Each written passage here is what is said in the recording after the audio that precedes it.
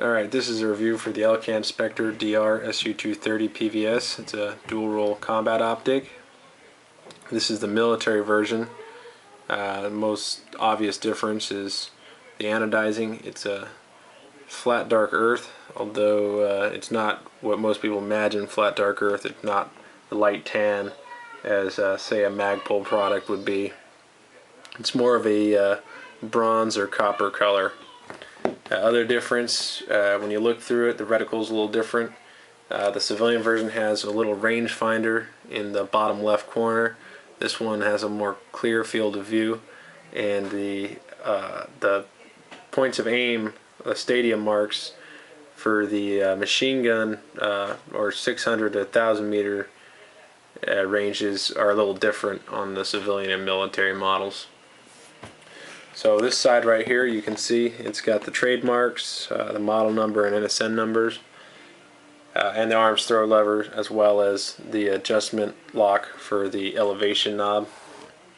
This side right here, you've got the function knob and the lever that changes it from single to 4 power, as well as the adjustment for azimuth, so you can move the point of impact left or right.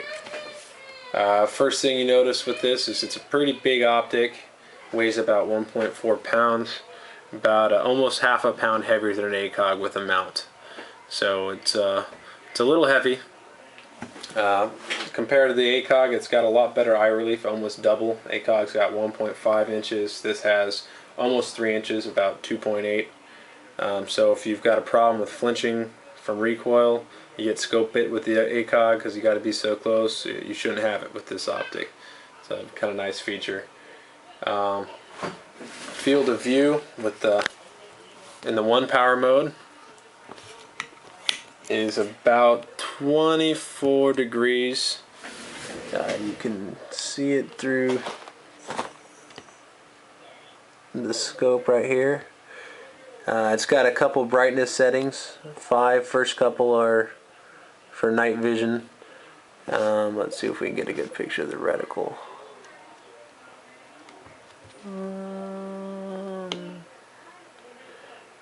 It's probably about as clear as it's going to get. This isn't a very good camera, but it's got a couple different brightness settings. For the red dot, when you're using the red dot with the 1 power, it's a 6 MOA red dot, so it's a pretty big dot. It obscures a lot of a target even at 100 meters, so it's not really too good for precise aim, but that's why it's got a 4 power option. If you turn the function knob towards you, it lights up the tree, the bullet drop tree. You can see it better when I don't look directly down the optic. In direct sunlight, full daylight, it's kind of hard to see this. It definitely has to be dark out for you to use this feature. One thing to note about the adjustment knob is I've had a couple of these sites, and some of them have had problems with the function knob because of the O-ring getting saturated with the lubrication they used, and I had to send it back. Luckily they honored the warranty and actually sent replacements instead of repairing it, so that was kind of cool. Let's switch it to 4 power. Unfortunately I don't got anything cool to look at for you, so it's kind of this view really doesn't help. But the 4 power mode, the aiming point, the red dot is only 1.5 MOA, so it's a lot more precise. Field of view is 6 degrees, which is kind of comparable to the ACOG. ACOG's got 7 degree field of view. Light gathering capability and the clarity of the glass is fantastic. It's really crisp and really bright. You get to see the target really well. A lot of people have said that they've had problems with the point of impact changing from the 4 power to the 1 power. To be honest, I'm not that great of a shot.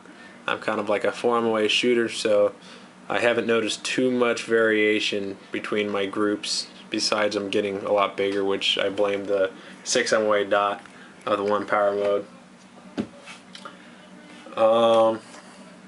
All the adjustments are external, like I pointed out before. azimuth adjustments right here. The elevation adjustment is located right here, and it's got a lock on it, so when you want to change the adjustments, you gotta use a tool to unlock it. Then you can make your adjustments and relock it by putting it down. The fingernail is not strong enough to move it, but I haven't taken on any sort of crazy missions or anything like that, so I haven't noticed a loss of zero. A lot of people give this this site negative reviews, saying that because it has external adjustment that it's easy to lose zero and all that. I haven't had it lose zero yet, so then again, I'm not Delta Force taking it through to Korengal Valley. You mount it with arms levers. Again, this is another big detraction for a lot of people. A lot of people don't like arms levers.